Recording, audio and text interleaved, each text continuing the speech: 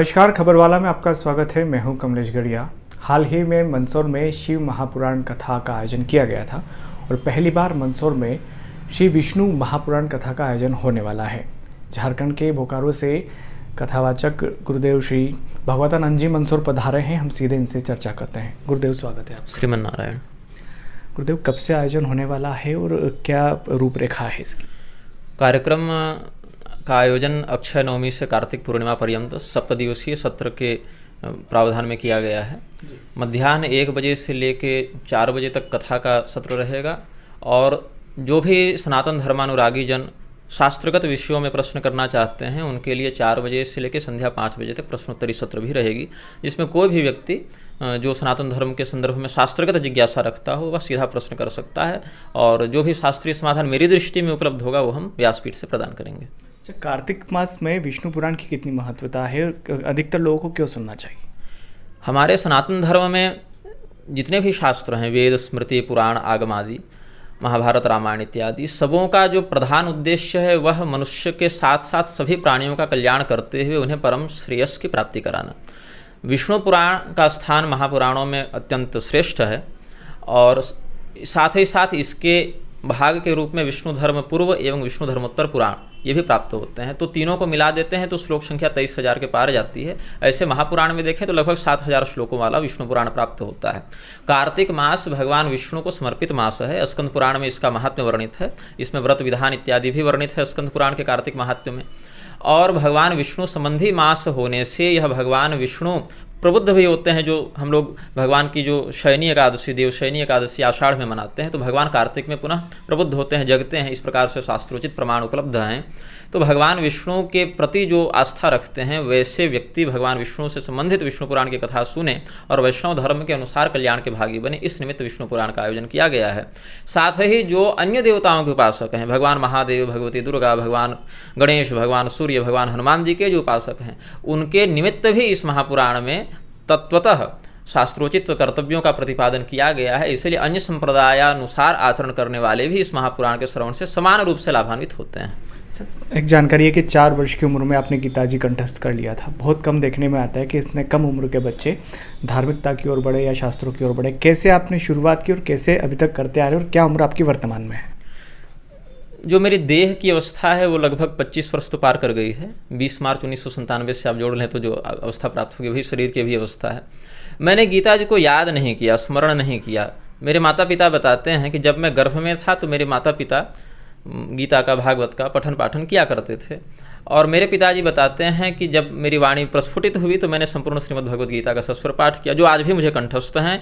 इसके लिए मुझे झारखंड के राज्यपाल उस समय थे तत्कालीन, श्री, अब तो दिवंगत हो गए, श्री एम रामा जोइस जी, विधानसभा अध्यक्ष थे इंदर सिंह नामधारी जी, इनसे लोगों से मुझे प्रशस्ति भी प्राप्त हुई थी और उस समय मैं टीवी मीडिया पर बहुत आया भी था, लेकिन अध्ययन के कारण मैंने प्रसिद्धि से थोड़ी दूरी बना ली और मैंने इस मार्ग को चुना नहीं। सही कहूँ तो इस मार्ग ने मुझे चुना, क्योंकि 3 वर्ष 4 वर्ष का बच्चा स्वयं से क्या निर्णय लेगा। तो मेरे माता पिता की तपस्या का ही प्रतिफल है जो भगवान ने कुछ मुझे धर्म के लिए नियुक्त किया।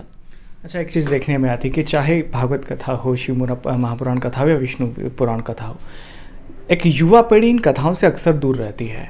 एक वो पीढ़ी आती है, बुजुर्ग पीढ़ी। लेकिन क्या आपको नहीं लगता है कि इस कथाओं को सुनने का जो महत्व है कम से कम युवाओं को समझना चाहिए? वे आएँ, कथा को समझें, देखें और अपने जीवन में आत्मसात करें, और उसके लिए क्या कर सकते हैं? आमतौर पर जो भी शिक्षा तंत्र चल रहा है उसमें शिक्षा का प्रधान उद्देश्य है कहीं नौकरी करो और किसी प्रकार से अपना एक अच्छी सैलरी पाकर घर चलाओ। लेकिन ये सनातन की अवधारणा कभी नहीं रही। सनातन की जो जीवन शैली है, हिंदू धर्म में जो हम जीवन की मर्यादाएं या अवमूल्य सिखाते, उसका जो अवमूल्यन कर दिया गया है अभी, उसका यह प्रधान जो उद्देश्य है वह अपने जीवन की श्रेष्ठता को धन की आकांक्षा से ऊपर रखने का है। तो धन परक शिक्षा होने से लोग शास्त्रीय विषयों से दूर भागते हैं। लोगों को लगता है शास्त्रों में केवल कहानियाँ वर्णित हैं, ऐसा नहीं है। आप महाभारत को देखें, वहाँ अनुशासन पर्व को देखें या राजधर्म पर्वादि को देखें, शांति पर्व इत्यादि को देखें। अभी जो लोकतंत्र की अवधारणा है वो महाभारत से ली गई थी। लोगों को लगता है फ्रांस की क्रांति से आई है, ये गलत बात है। महाभारत में भी गणतांत्रिक राज्य को कैसा होना चाहिए इसका वर्णन किया गया है। हमारे जो पूर्व काल के नीतिकार हुए आचार्य दंडपाणि, आचार्य कात्यायन, आचार्य चाणक्य, इन्होंने भी शास्त्रोक्त सूत्रों को यथावत ग्रहण किया है। चाणक्य नीति के बहुत से सिद्धांत आपको स्पष्टतया गरुड़ पुराण इत्यादि में मिल जाएंगे, महाभारत इत्यादि में मिल जाएंगे। तो आधुनिक युवा पीढ़ी जिस कोर्स को मानकर चल रही है, जो सरकार ने कोर्स बनाया है, ये कोर्स बहुत ही निम्न स्तर का है। यदि शास्त्रों का इसमें विनियोजन किया जाए तो बहुत शीघ्रता से भारत का सर्वांगीण विकास होगा। और युवा पीढ़ी के मन में यह धारणा जब डाली जाए, युवा पीढ़ी को इसीलिए रुचि नहीं क्योंकि उसके पास रुचि उत्पन्न करने के लिए अवसर नहीं मिले हैं। लेकिन मैंने ऐसे युवाओं को भी देखा है जिन्होंने इस एक भेड़ चाल जिसको मैं कहूँ, उस भेड़ चाल से अलग हटकर शास्त्रों की महत्ता को स्वीकार किया है और वहाँ पर वो आने के लिए लालायित हैं।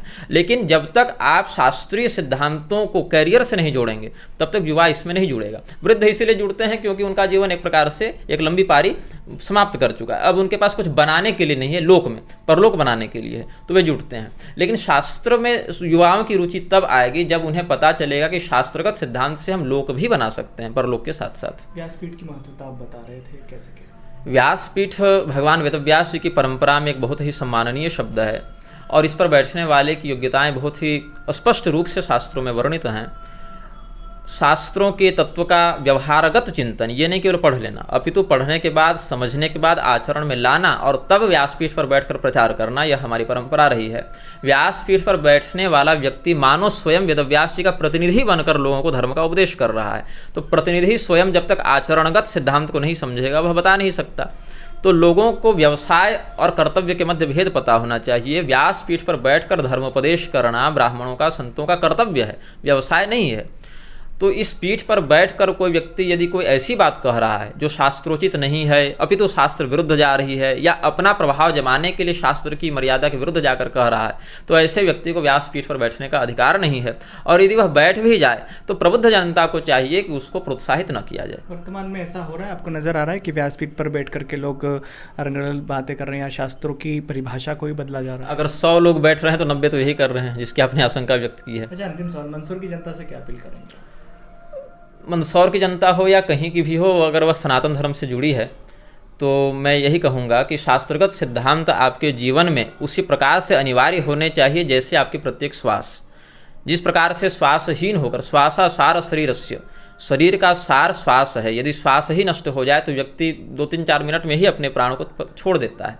तो शास्त्रगत सिद्धांत आपके जीवन में सुबह उठने से लेकर रात्रि को नेत्र बंद करने पर्यंत जब स्थापित हो जाएंगे तो देश का, लोक का, समाज का व्यक्तिगत और सामाजिक विकास होगा। तो शास्त्रीय सिद्धांतों में अपना स्वार्थ सिद्ध न करते हुए जो ऋषि महर्षियों ने कठोर तपस्या के द्वारा सिद्धांत को समझा और लोक के उपकार की भावना से सबों के सामने प्रस्तुत किया, उस पर श्रद्धान्वित हों, कथा श्रवण के लिए आएँ। अपने मन में भी सनातन धर्म से संबंधित बहुत सी जिज्ञासाएं होती हैं। कथाओं को लेकर भ्रम हो जाता है कि ऐसी कथा क्यों है, शायद किसी ने मिलावट कर दी, या धर्म और अधर्म के मध्य जब भ्रम हो जाता है तो व्यक्ति को क्या करना चाहिए, उचित और अनुचित का भेद नहीं समझ पाते लोग। तो आप आएँ और अपने मन में जो सनातन धर्म से संबंधित जो भ्रम हो गए उनको दूर करें, और कोई कथा विषय वस्तु समझ में न आई हो तो उसका भी समाधान प्राप्त करें। स्वामी जी, अभी देखने में आया है कि बीते कुछ दिनों में, बीते कुछ वर्षों में युवा पीढ़ी शराब और ड्रग्स, गांजा, इनका सेवन अधिक मात्रा में करने लगी। क्योंकि आप एक धर्मगुरु हैं, आप क्या संदेश देना चाहेंगे उनको और क्या शिक्षा देंगे? देखिए, शरीर जो है उसको जितना आवश्यक है जीवन यापन करने के लिए स्वस्थ रूप से, प्रकृति उतना दे देती है। और केवल मनुष्य के साथ नहीं, प्रत्येक प्राणी को, सिंह है तो उसके प्रकृति के अनुसार, मछली है उसकी प्रकृति के अनुसार, पशु है उसके, तो मनुष्य को भी अपने प्राकृतिक स्थिति के अनुसार जीवन यापन करने के लिए प्रकृति ने विवेक प्रदान किया है। कोई व्यक्ति माँ के गर्भ से शराब और गांजा लेकर नहीं आता, बाहर से ही मिलती है, और अच्छी संगति में नहीं मिलती, कुसंगति में ही मिलती है। तो कुसंगति में पड़े व्यक्ति का कल्याण कुसंगति से तो नहीं हो सकता। संपत्ति और विपत्ति दोनों ही संगति और कुसंगति, सत्संग और कुसंग से ही प्राप्त होते हैं। तो जो कुसंग में पड़ चुके हैं युवा, हमारे भारत में ऐसा इतिहास रहा है कि बड़े बड़े डाकू भी बाद में सुधर गए, संत बन गए, और अजामिल इत्यादि के प्रसंग में देखते हैं कि अच्छे अच्छे व्यक्ति भी बिगड़ गए। तो कौन सा बुरा व्यक्ति अच्छा बन जाए, कौन सा अच्छा व्यक्ति बुरा बन जाए, ये हम तो नहीं कह सकते, लेकिन मनुष्य मात्र का यह कर्तव्य है, विशेष करके युवाओं का यह कर्तव्य है कि अपने स्वास्थ्य के साथ साथ धर्म का भी संरक्षण करें। अब हम लोग, जैसे मैं व्यक्तिगत अपनी बात करूँ, मैं तो चाय भी नहीं पीता, मैं उसको भी नशे में ही गिनता हूँ, क्योंकि वो शरीर के लिए एक अनिवार्यता उत्पन्न कर देता है। हमारे पिताजी तो नमक तक नहीं ग्रहण करते किसी प्रकार का, तो जीवन में जब तक संयम नहीं होगा तब तक आप किसी भी प्रकार का आध्यात्मिक या भौतिक विकास नहीं कर पाएंगे। जो व्यक्ति शराब में, नशा में, गांजा में, व्यभिचार में लिप्त हो गए हैं वो प्रयास करें विवेक का प्रयोग करके इनसे दूर जाएं। जो अभी तक नहीं गए हैं वो प्रयास करें कि और आगे न जाएं, अपनी आने वाली पीढ़ी को भी इसके दुष्परिणाम से अवगत कराते हुए दूर रखें। ये थे गुरुदेव भागवतानंद जी, जिन्होंने बताया कि कार्तिक मास में विष्णु पुराण का कितना महत्व है और कितना हमें धार्मिकता की ओर यह बढ़ाती है। इसके अलावा खबरवाला न्यूज़ चैनल भी आप सभी से अपील करता है कि अधिक से अधिक संख्या में पधार कर कथा का लाभ जरूर लें। इसी तरह की खास खबरों को देखने के लिए खबरवाला चैनल को सब्सक्राइब करें।